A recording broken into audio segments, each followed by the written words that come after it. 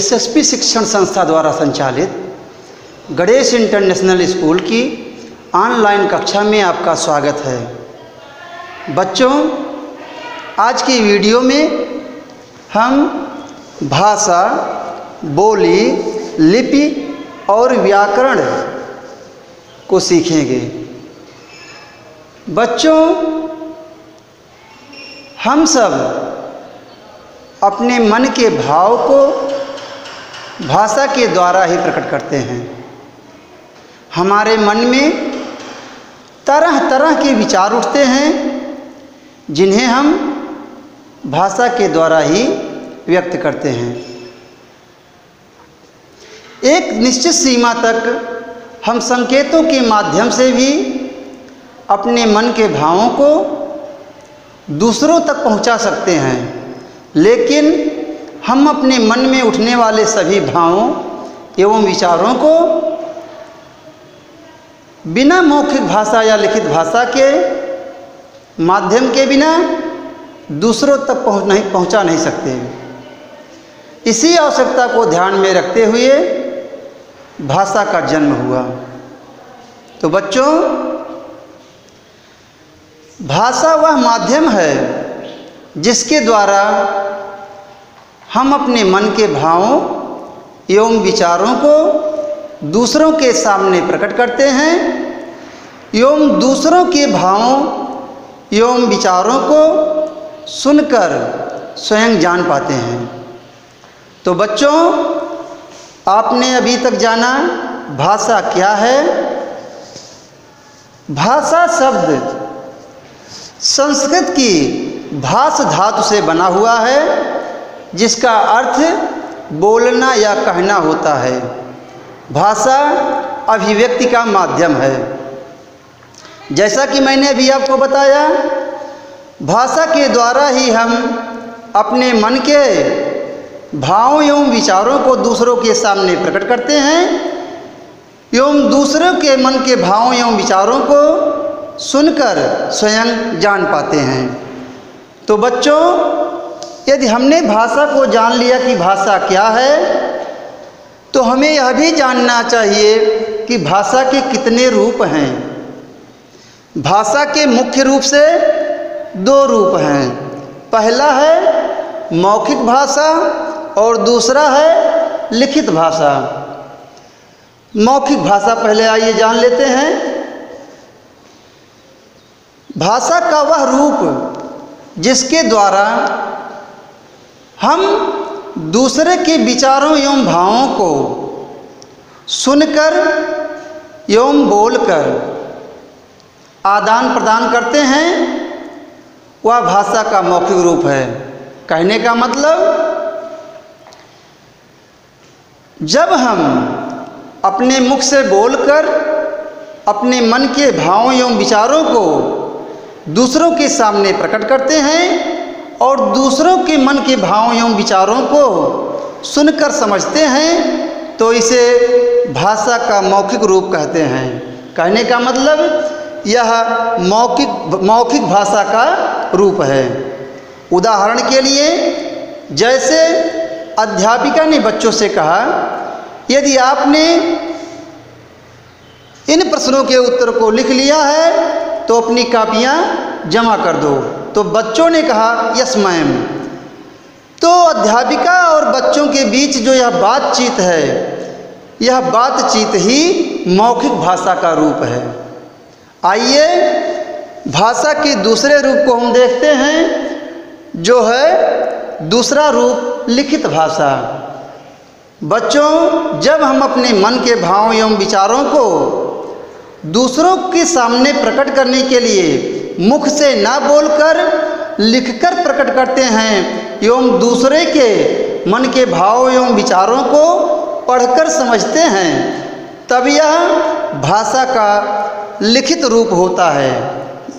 इसे लिखित भाषा कहा जाता है।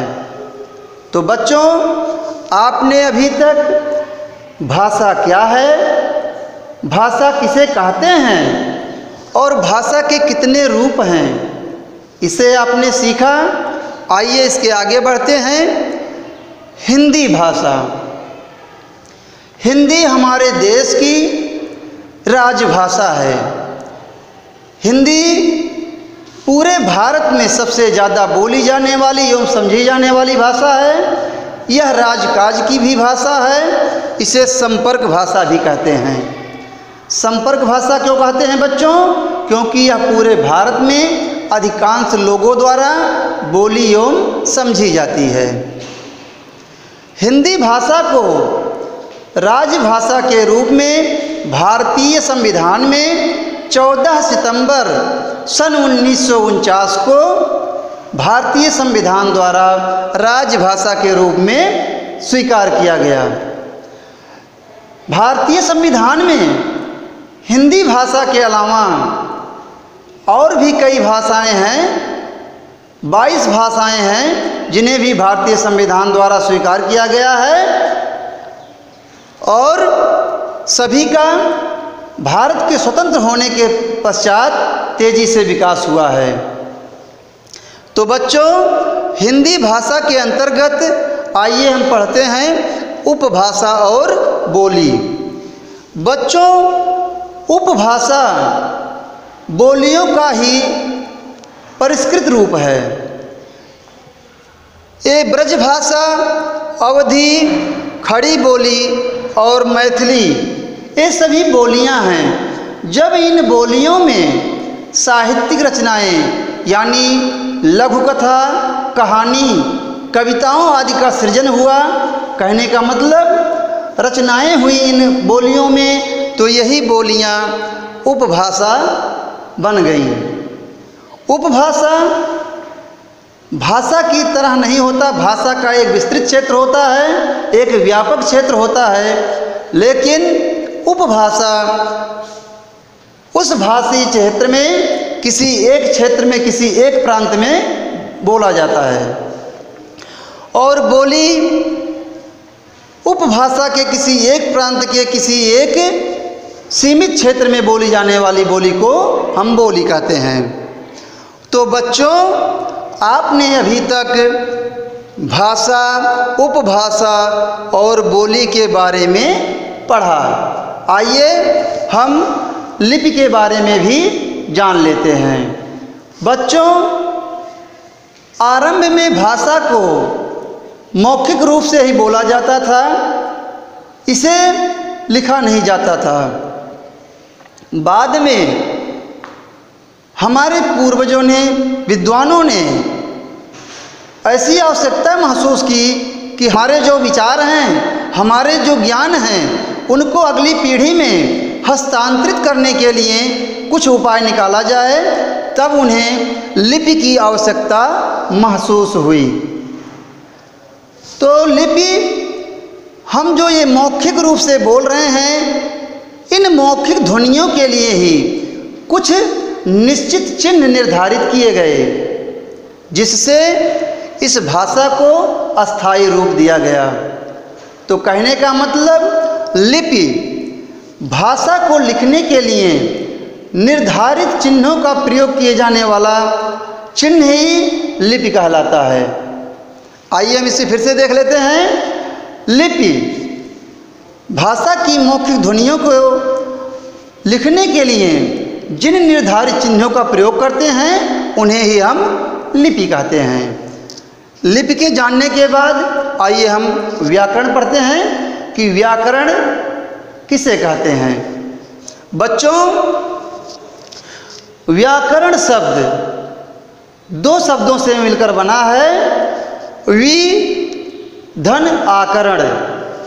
कहने का मतलब, वि का अर्थ है विशेष रूप से और आकरण का अर्थ है निमंत्रण देना। इस प्रकार व्याकरण का शाब्दिक अर्थ हुआ भाषा के नियमों के प्रयोग की रीति को विस्तार से निमंत्रण देना। बच्चों, आइए अगर इसको हम परिभाषित करते हैं तो व्याकरण वह शास्त्र है जो हमें किसी भाषा को शुद्ध रूप से बोलने, लिखने, पढ़ने के नियमों के बारे में जानकारी देता है। कहने का मतलब, व्याकरण वह शास्त्र है जो भाषा के नियमों के प्रयोग की रीति को एवं उसे नियमबद्ध करता है एवं उसकी विधिवत जानकारी देता है। कैसे हम लिखें, कैसे उसे पढ़ें, कैसे उच्चारण करें, इन सब नियमों की जानकारी हमें व्याकरण से ही प्राप्त होती है।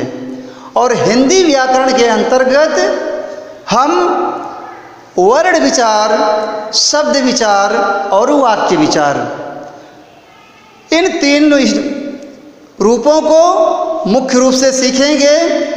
इस वीडियो में इतना ही। व्याकरण के अगले जो मुख्य 3 अंग हैं, वर्ण विचार, शब्द विचार और वाक्य विचार, इसे हम अगले वीडियो में सीखेंगे। तब तक के लिए धन्यवाद।